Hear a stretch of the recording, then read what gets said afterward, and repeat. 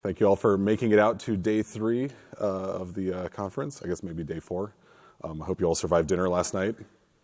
So apologies for the voice. I don't normally sound like this, but allergies in Austin can be a bit of a pain. So I'm going to talk to you about accelerating deep learning with GPUs. And before we do that, we need to start with, there's a whole bunch of loaded terms about in this space. I want to talk a little bit about what is machine learning just fundamentally, because deep learning is one way to do this. And machine learning is really about when you are taking data and domain knowledge and putting them together in some kind of algorithm, that's the machine learning box, to get out a model. Prediction, classification, we can use models for all kinds of things. And I like to show this picture because it's important to remember that data without domain knowledge is going to give you misleading models. You need to understand the domain your data comes from. And this is why I'm very excited actually about how these tools have lowered the barrier to people being able to do machine learning, is that we can put them in the hands of people who understand their problem domain, whether it be business, research, all of those things. You really need to combine these two things. So once you do that, what is machine learning going to help you do? And there's all kinds of categories of what people are using machine learning for. One of the most common ones is predicting the future. How much of corn or tires or whatever am I going to sell next month? Another one is revealing hidden information. So this isn't necessarily about seeing the future. It's about seeing something I don't have direct access to measure cheaply or easily. So for example, how many tires is my factory going to produce that won't pass our QA because of the environmental conditions in the factory?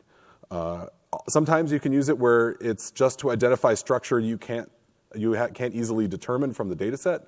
I have 1 million documents, let's say 1 million business loan applications, and I want to understand if I can group them by some kind of common attributes. And then finally, there's a common case here of looking for unusual trends. Common cases, grocery stores, all kinds of retail outlets have millions of products that they sell, and they want to know, and those products, the rate at which they sell varies with time. Sometimes that's seasonal. People aren't going to buy umbrellas during the dry season. But sometimes it's because something externally has shifted in an unusual way. And oftentimes you want to be able to spot in those millions of different products which ones have a change in their sales rate that's not expected, because that maybe suggests something about maybe how it's being displayed, the marketing, something about the broader market. So these are just some of the things that machine learning can help you do. And deep learning, specifically neural networks, are one way that people are addressing some of these questions. And so I want to talk through a little bit about what a neural network is, because I feel like sometimes it gets lost in the hype. What's actually going on here? It's not magic. It's just, I would say, unreasonably useful, but not magical. So a neural network is a biologically inspired, very loosely, method for making models out of a large number of simple operations that you connect up in a computational mesh, effectively. You'll see that's why they call it a network. You're going to chain up these operations in some way. It turns out to be extremely flexible, but it requires a lot of data to train. Although this is actually a source of research and debate, is how much data do you really need to train? There are techniques that I'll talk about later that let you get away with much less data. And so even the traditional problem of neural networks requiring tons of data may not be an obstacle for some use cases. And we're going to talk about neural networks in physical terms, like nodes and layers and stuff, but that doesn't actually reflect how they are implemented in software and hardware. They're usually implemented in terms of linear algebra on arrays, not on building literally little nodes like neurons and connecting them up with wires and all of that. So the mesh is more of an analogy for thinking about and not an actual way that they work. So let's start with a super simple operation. This is the one that comes up in neural networks all the time. This is basically a weighted sum of inputs with some kind of offset. So I'm going to just take all my inputs, x1, x2, x3. I'm going to add them up with some kind of weights, and then I'm going to add some kind of offset. And that's my output. This could be a node in a network. There are many possibilities. This is one of the more common ones. Now I can imagine chaining up a whole bunch of these into a layer, not chaining, but putting them next to each other, in this case drawn vertically, where each one of these nodes has different weights. So they're each going to take a different weighted combination of the inputs and spit it out. And this is where we start to see the reason why neural networks are so amenable to parallel hardware like GPUs, is all of these operations can happen in parallel. None of those nodes depend on the output of any other node within the single layer. And then you can start making chains of layers which build out your network. So here we have that weighted sum layer. Then we have a thresholding layer, is an activation function is what they call it, where if the output reaches a certain amount, then it turns on, but if it hasn't reached a threshold, then it's 0. So this is you can imagine these sorts of layers help you make decisions, decide when something has crossed. This sort of nonlinearity is actually fundamental to how neural networks work. And then you have another layer of weighted sum combinations, and so on and so forth. And so you can chain these up. And in fact, you can chain them up to make really, really big networks. And this is where the deep part in deep learning comes from. So neural networks have been around for decades, and they got kind of a bad rap for a while because they seemed to just not be very effective at what they were being used for. But as part of a number of revolutions that I'll talk about, the ability to train networks that are incredibly deep. I mean, this has 140 layers in it. This is Google's Inception v3 network, which for a time powered a number of Google image search features and other things. Now you can start to address very complex models if you can train this, and we'll talk a little bit about how that works. For those of you who are into model making, when I first saw, I worked, in physics, I worked on models that had maybe 80 parameters, 100 parameters. We considered someone with 120 parameters to be kind of crazy. This model here has 24 million parameters. If you had shown me this, 5-6 years ago, I would have thought you were nuts that you could ever optimize a model with that many parameters, but it is possible and it does work. So what can you do with, so you have this extremely flexible tool where I'm processing data using a network of simple operations. That feels very generic. Let's find some concrete use cases here. So one that Google specifically used this model for was image captioning. So they have a desire, this actually improves their image search. So if I'm searching for, dogs by the beach or something like that, it's one thing for Google to say, well, if someone captioned the image manually, dogs by the beach, then when I search for that in Google Image, I'll go find that image. But what if I could look at the content of the image and generate a caption like a human would have written? Then I can put that into my text search database and be much more effective at finding images.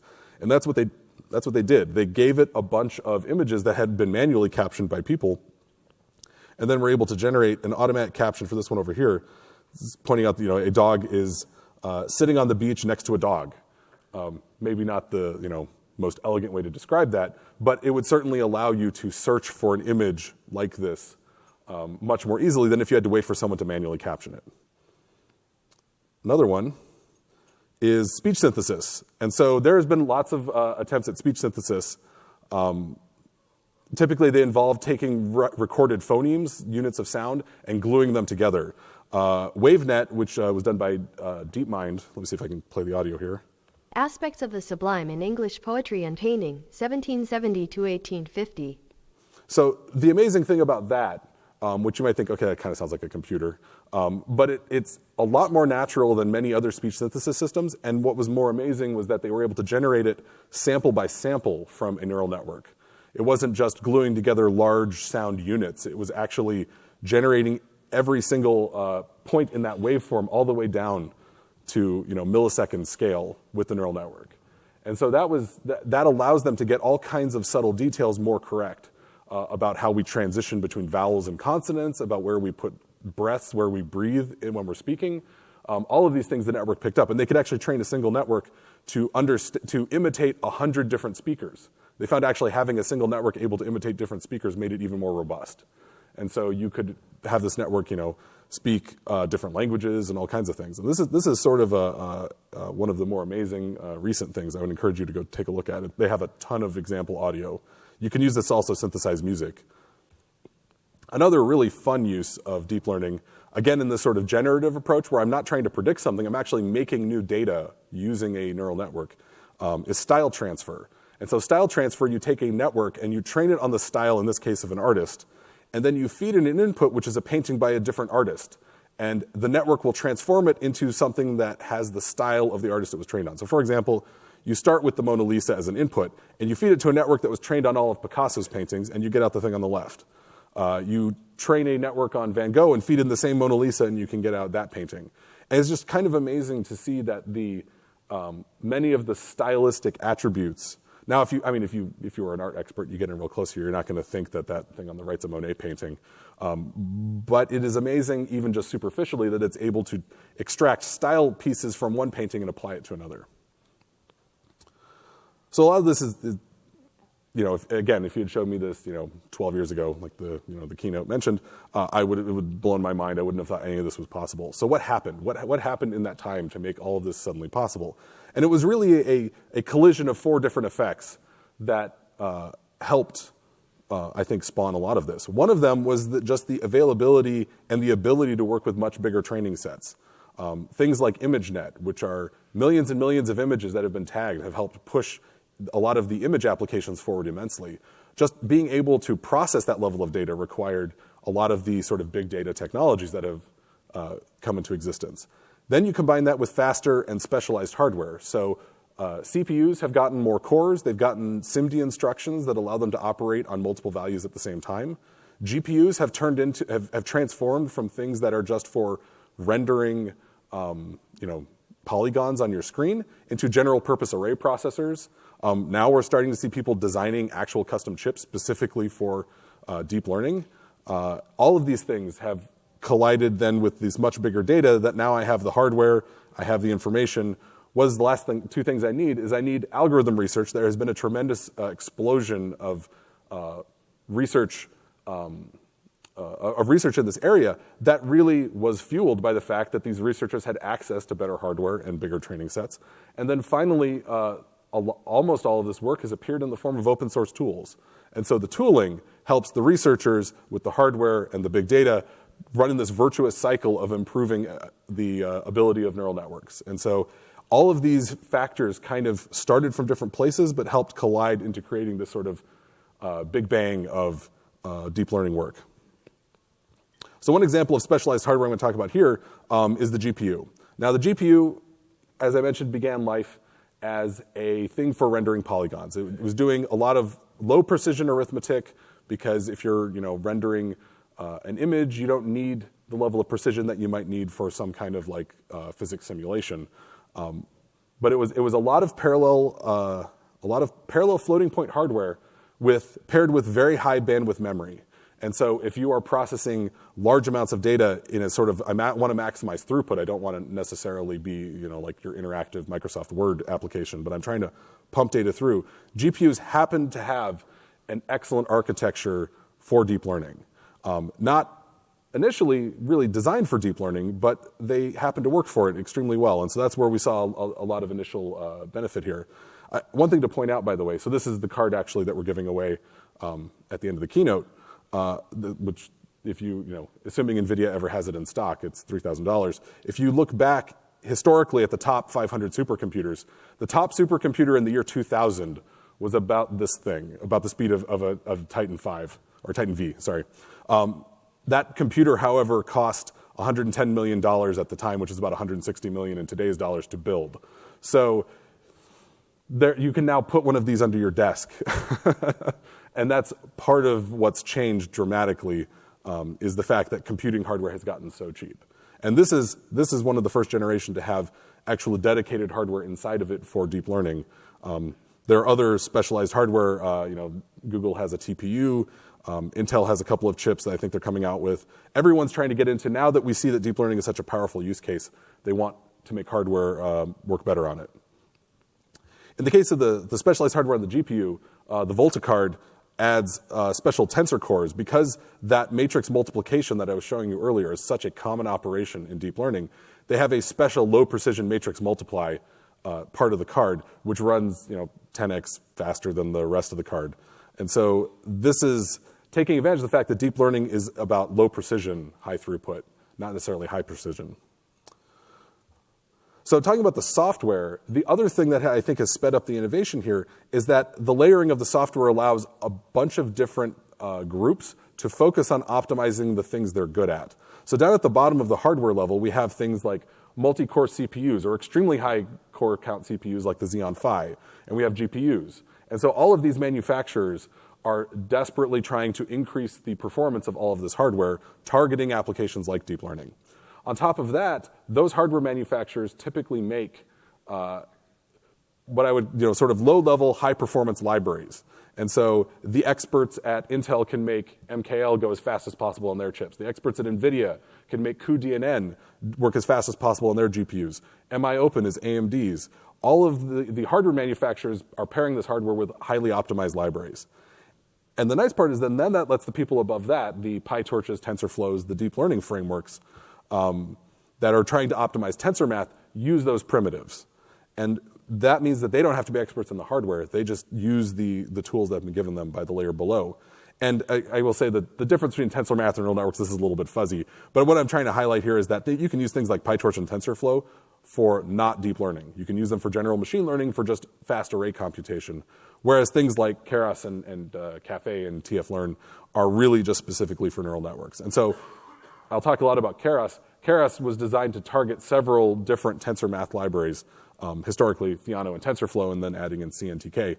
And so they didn't have to worry about how to implement high-performance tensor math because Theano did it. So this layering architecture has actually also sped up innovation because everyone at every layer is working as hard as they can to improve things. So the deep learning stack currently available inside of Anaconda is this sort of subset here. There's actually a couple of other packages I don't list here. So we don't currently have AMD optimized libraries, although we're actually talking with them about that. But if you want to get access to this kind of stuff, it's all in Anaconda. We have things like TensorFlow compiled for NVIDIA GPUs, Keras on top of that, Theano, PyTorch, Caffe. Numba is more for general purpose computing, but I just included in there as another GPU accelerated package. So one of the things we have tried to do in the Anaconda distribution is to make sure it is very easy for you to install these GPU accelerated packages, which can be a little challenging to compile. So we're also always eager to hear about what packages you're using or that you want to use that are not in Anaconda, because our goal here is to make sure that you can, it's just Conda install away to get to that stuff. One of the more interesting things to emerge, again, in this sort of all of this confluence of historical trends, is that Python has emerged as what I would say probably is now the dominant language of deep learning.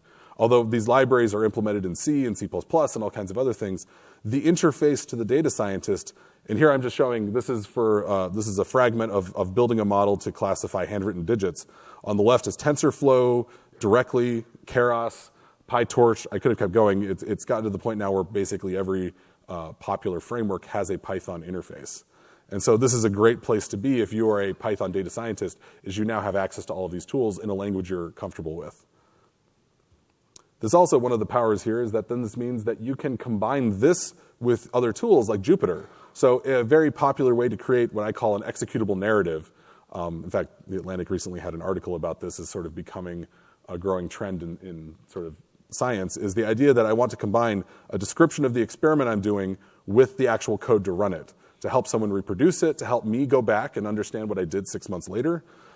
So this is, again, because all these tools work with Python and Python works with Jupyter, I can now do deep learning inside of a Jupyter notebook. And I've personally, for projects I've worked on, found this incredibly effective for experimentation. So I want to talk a little bit about Keras. So Keras is my personal favorite way to do deep learning, simply because it's really laser focused on that use case. The documentation is amazing. If you like to nerd out on this stuff, just going and reading about all of the different kinds of layers and the different kinds of activation functions and optimizers, and they link to papers. And so once you get your feet wet and you're kind of get into this a little bit, just reading the Keras documentation can be a fascinating sort of annotated bibliography of sorts of deep learning. And so I highly recommend people look at it. A question we get commonly is, TensorFlow, which I'll talk about in a second, has acquired a number of the sort of high-level API that Keras has. And so, Keras, the main Keras author, actually works at Google. So, people are asked, should I even bother with Keras? Should I go with TensorFlow? I'd say that the answer to that question, for me at least, is still a little bit in flux. If you'd asked me 2 years ago, I would say definitely Keras. Maybe in a year or two, it might make more sense to just go directly to TensorFlow. Keras does have a lot of really handy convenience utilities. So I still prefer to go there. Although anything you learn how to do in Keras, TensorFlow is basically literally copying the Keras API into their high-level API. So you won't lose anything by starting with Keras. The thing to note is Keras is pure Python. It's not actually doing any of the math. It's just orchestrating the layer below it. In the most common layer now is TensorFlow. TensorFlow is basically a library for for creating and executing computational graphs on tensors. Tensors being multidimensional arrays. They're a fundamental data structure in deep learning and many other machine learning algorithms. And so what TensorFlow is designed to do is to let you build up, so this is an example here of a particularly simple network, a graph of operations. So this is not the neural network graph I was showing you earlier, that where we had nodes and all that. This is actually zoomed out at a higher level, and this is individual layers might be several of these boxes. And you pair them up with a bunch of other tools that TensorFlow gives you, like things that can do backpropagation and optimizers and all of that. And the great part about TensorFlow, and basically all of these libraries that do deep learning, is that they're designed to work on multiple operating systems and multiple kinds of hardware. So you can write nearly identical code and have it run on the CPU or the GPU. And this is when I get to deployment, this is a really powerful thing that you can make the decision of what hardware I train with and what hardware I deploy with don't have to be the same. This is incredibly useful. It also allows you, again, as new hardware comes out, people basically always target TensorFlow as one of the critical pieces. And so they will, you'll all benefit from that if your code is based on TensorFlow. So just to give you an idea of what one of those notebooks might look like, you might start with loading some sample data. And the main thing to take away here, you don't have to understand what this code is doing. Although if you look closely, you'll notice that there's a lot of NumPy in here. And so if you understand how to use NumPy in Python, that gives you a huge leg up on being able to do a lot of deep learning, because those same tools and tricks that you use with NumPy can let you manipulate your input data. In this case, I need to load up some image data using a built-in method. So, for example, there are many standard data sets that people use to benchmark algorithms. One of them, this one right here that I'm using, is the CFAR10. This is a bunch of tiny 32 by 32 pixel color images that are in one of 10 categories. And so this is a great test case for trying out different deep learning options and things. It's not maybe super realistic like the kind of data you might find in ImageNet. But it's really handy to test. And so Keras, as part of its convenience, has a bunch of functions to load these data sets. So you don't have to go find the CFAR10 data and format it correctly and all that stuff. You can just import from keras.datasets the CFAR10 class and then called load data, and now you have it in NumPy arrays. So I can do the formatting. I can normalize the data. I might do some additional feature engineering or other things. I can convert the data types. I can do all of these things. And so this is all just straight NumPy. And then when it comes to defining the network, Keras gives you, again, it's a very sort of linear thing, just like the network structure, where I create a model, and then I add a layer, add another layer, add another layer. It can just keep adding layers. And so this code here is building the network diagram down here that's doing convolutions and pooling and linear algebra and all sorts of things that takes that picture on the left and spits out a classification on the right like bird. And so this is the shortest amount of code I've seen to write something like this, and so this is one of the reasons I love Keras. But defining the network isn't enough. As a data scientist, you have to do other things. You have to think about, how do I train it? And so the training process here is taking the network, the model, but the weights haven't been set yet, and you have to define a loss function. This is the thing, the optimizer. You're going to let the machine set all the weights to try and give you the best model possible, and you have to give the machine a goal, and the loss function is that goal. And like many things, you will get what you ask for. So if you pick a loss function, it will try its darndest to optimize that, but the thing you get may not be the thing you wanted. And so you have to think about what the loss function means, how does it connect with what you're trying to achieve, all of that stuff. And then you put in, of course, the training data. And so then what happens is the network will run all the training data through the network, untrained, first stage untrained, compute the loss function. And then the magic that makes deep learning work is called backpropagation. And what this does is it runs, after it goes forward through the network, it runs backwards through the network to figure out how every one of those weights impact the loss. To basically say, if I twiddle each of these weights by a small amount, would it make the loss go up or down? And as a result of that, then the optimizer can make a decision with those derivatives, basically, to decide how to adjust all the weights to maybe improve the loss function. And the optimization algorithm is the thing that makes these choices. And so the interesting thing about training a network is that you incrementally sneak up on the model that you want. You don't just jump straight to the right answer. You don't derive it from first principles. You basically search for it in an incredibly high-dimensional space, benefiting from the fact that there is a sense of downhill, that you can use these gradients to optimize things. And this is this picture here is just a super simplified example of if I have one weight in a loss function, I can look at locally which way's downhill and say, oh, okay, I should, starting from that red dot, I should go to the left. Now you look at this picture and you think, well, why didn't you just jump to -10? But you don't get to see all this picture. You only get to see this sort of fuzzy region right around where that dot is. And to make things even harder, you have 26 million of these pictures. So this is why you don't do this by hand. But it is amazing that this can even be done by a machine, to me anyway. So Keras makes it very easy to do the training run and see these sorts of progress bars as it loops through the data. So each epoch is looping through your entire training set. In this case, I have 50,000 images in my training set. And I'm looping through them over and over and over again. So even if I've seen all the data once, I don't get the best model. I have to go back through and do it again until I stop seeing an improvement. Not totally different from training a person in some sense. They don't just get it the first time you show them the example. You sometimes have to go through it a few times. And then, once you're done with your round of training, you might want to see, well, how did I do? And so you might look at things like accuracy or other metrics that matter to you. And again, you're in a notebook. You can do all the same tools that you might have seen in other talks here. In this case, I'm using HoloViews to make some bokeh plots to let me see how my training worked with different models. I have a simple model that didn't do so well, and I have a more complex one that seems to be doing a little bit better. And again, this is the power of this all being in Python is you can combine your deep learning frameworks with all the tools you already use for data science. You don't have to learn new things or invent new stuff. You can just build right on that. And speaking of building on things, unfortunately, I would tell all of you, if you did not go to Paige Bailey's Deep Fashion talk yesterday, you should build a time machine and go back, or wait until the videos are available to, I believe they will be posted. Her talk was really an impressive example of this particular idea, which is that I mentioned that you needed lots of data. If this particular network here, VGG16 doesn't have 140 layers, but has a lot of layers. And trained on ImageNet, millions of images. You needed a lot of hardware to train this thing on that huge of a data set. That's not something you're going to want to do in your data center unless you have a ton of computers and a ton of GPUs potentially. So is it just hopeless? Is it the only people in the world who can do deep learning, basically the Googles and of the world? The answer is no, because you can start with a model that was trained for a different purpose. For example, ImageNet is trying to classify images in a bunch of different categories. And if you want to do something like be able to recognize different styles of clothing, that had nothing to do with what that model was trained for. But what all of those layers were doing up until you get to the very end is they were effectively doing feature engineering. They were finding different kinds of patterns and other things in the data. And in a sense, the categorical meaning was being assigned by those last few dense layers.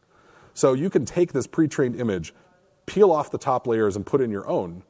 And then, you might have different numbers of categories. You might have all kinds of things that are different. And retrain just those top layers to see if you can recognize the images that you care about, not the ones that the original model was trained on. And the example from yesterday showed this brilliantly. And so this is the kind of thing where, this retraining takes minutes. And so it won't work for everything, but if you can find, and this is where I think we will see an emerging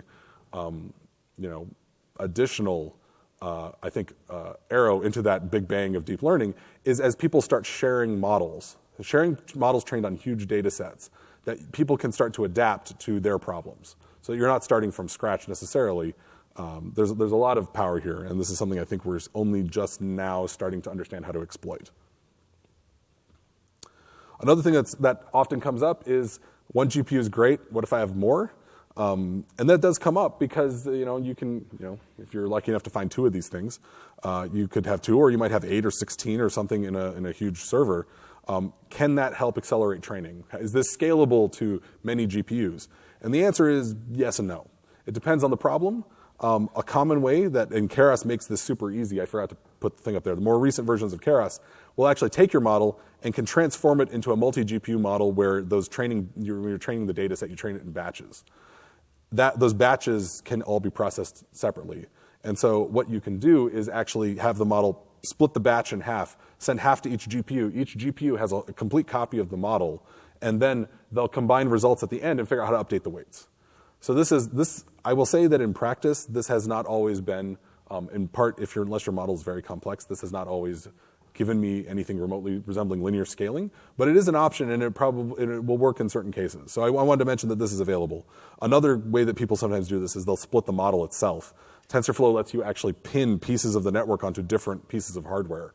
And so you could actually chain up your GPUs if you have a model that's so big it doesn't even fit on the GPU. So anyway, as an example, it's literally just that one multi-GPU model, feed it in, and then tell it how many GPUs you want, and now you get a model that automatically batch splits. So coming to another thing you probably want to think about is deployment. I think Paige said, if you create a model, no, actually this was Katrina. If you create a model and it never gets deployed, did it ever exist? And so that's a real question that you have to wrestle with. As soon as your model is working, how do I get it out to actually do things in the real world? And you have to think about various questions, like what hardware do I have in production? I have GPUs in my data center. Do I have GPUs on my production servers where I'm going to run the model? Maybe yes, maybe no. Maybe you decide you need to get some. Maybe you decide you don't need them. Am I doing bulk processing or real-time processing? This also influences the thing, because when you are running the model in this forward predict mode, the efficiency of using massively parallel hardware like a GPU depends often on how many things you're classifying at the same time. Am I just doing it one at a time when someone clicks a button on a website?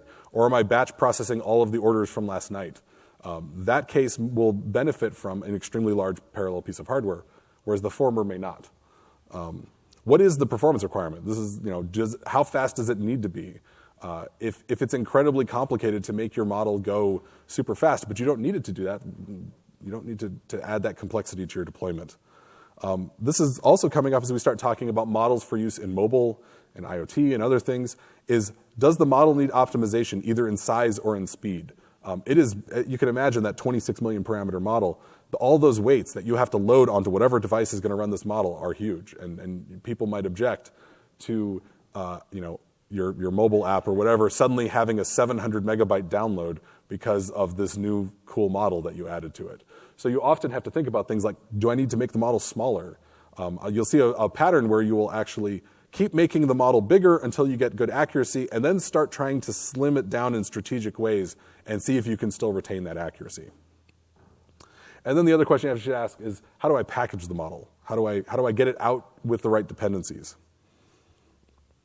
So this is an example of, I want to make sure that all benchmarks are, impossible to compare. But you should do this kind of analysis with your hardware and your software when you're trying to make a deployment decision.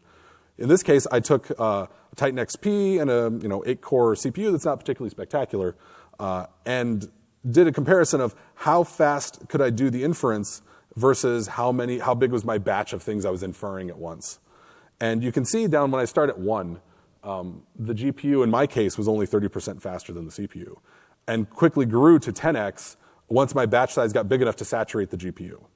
Now, these numbers constantly change. I could have better CPUs, I could have better GPUs, software gets better. I don't think the TensorFlow I was using here had the MKL optimizations, which Anaconda just added very recently, so that would change that number potentially.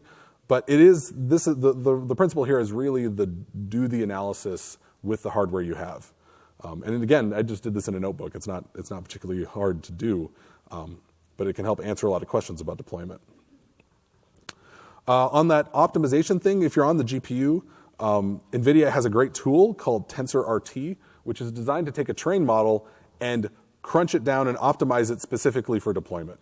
So the model, when it's sitting in memory when you're training it, is designed to be very flexible. It's designed to support the back propagation and all of those things that allow training to work.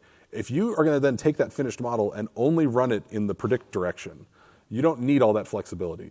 And so you can cut precision even further than you did during training. You can fuse layers together into combined operations. You can do all sorts of tricks. And TensorRT implements many of these. And so the real thing, don't worry about the CPU thing, but really look at the second bar. That's the Volta, the V100 running TensorFlow, And then the last bar is that same thing, but with TensorRT having optimized the model. And so there is a lot of room to get performance benefits when you go to production if you take that trained model and run it through an optimization tool like this. And just a diagram, what is TensorRT doing? It's constructing basically an optimized execution plan for the model that you have trained.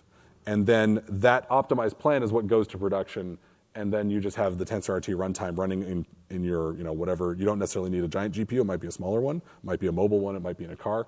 And that's what's actually running the model. And so this is a step that's often left out of tutorials talking about TensorFlow and other things, is that when you're done, you want to do stuff like this. And there are other tools that do this. One other thing I wanted to call out to is that if you saw the Conda packaging tutorial or other things, Conda is the packaging tool that underpins all of Anaconda. And people think, oh, it's for installing Python, it's for installing R, it's for installing these packages that I care about for doing Python data science. But it's actually much more than that. Conda is language agnostic, multi-platform. It actually doesn't even have to install software. It could install data. A package is just a collection of files that have dependencies and a version number. And so you can imagine making a custom Conda package that contains your model with a version number so that when you go to talk to your people in production, your DevOps team, you know which version of your model is out there running. And that model can declare through the dependencies of a Conda package which things it needs to run. So maybe the model this week needs Keras and this version of TensorFlow, and the model next week maybe needs PyTorch. And all the app, whatever, maybe this is a REST API, microservice, whatever, just needs to know, okay, I need this version of the model. And the model will then, through the dependency resolution of Conda, figure out what packages it needs to execute. And this is a really powerful abstraction that leverages the power that Conda has to be multi-language or no language. So if you've gone through all of that process, you can get the thing out into production, you've Conda installed your model and everything is great, you're not done. It's really, really, really, I cannot emphasize how really important it is, really important to monitor deployed models. One, to make sure that they actually are behaving in real life the way you expect. Is the accuracy, if you have a way to test it, maybe if you can take a bit of the production data and save it, you need to make sure that that's okay with your data privacy rules, but if you can do that, score it manually with some people and compare it to the model prediction just to spot check.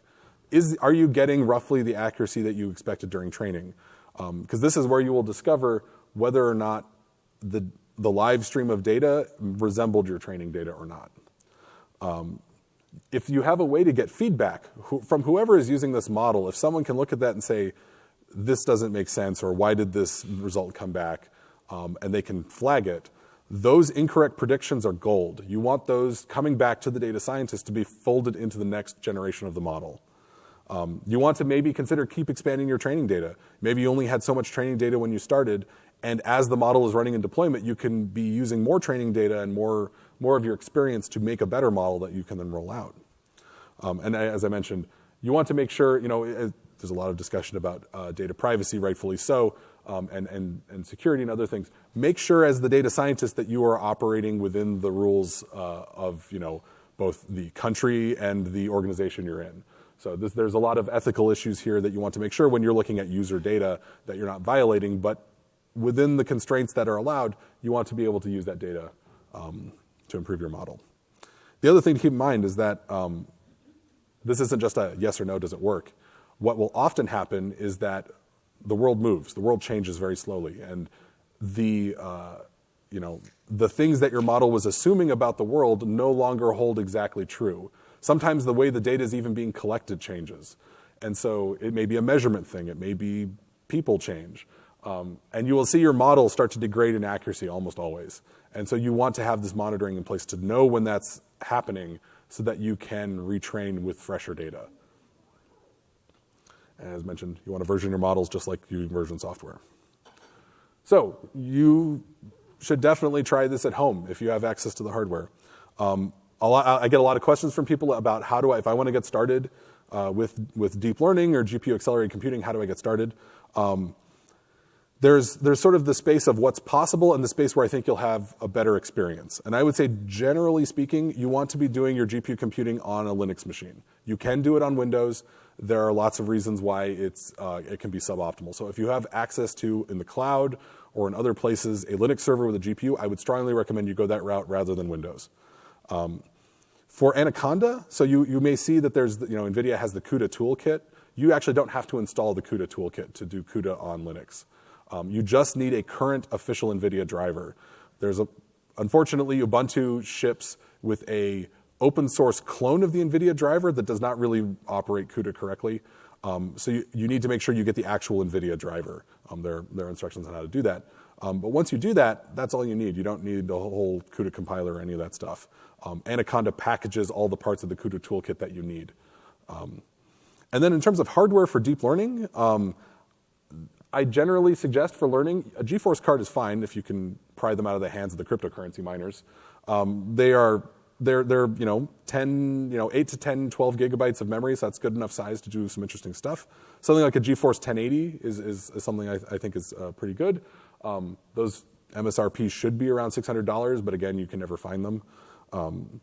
The Titan cards are sort of, I would consider the upgrade. They have better performance and are generally going to be better at this, the Titan XP or the Titan V. And then if you're going into the server space, you really kind of want something like a Tesla, I should have actually added the /V100 on here. So you want something like a Tesla K20, K40, K80, P100.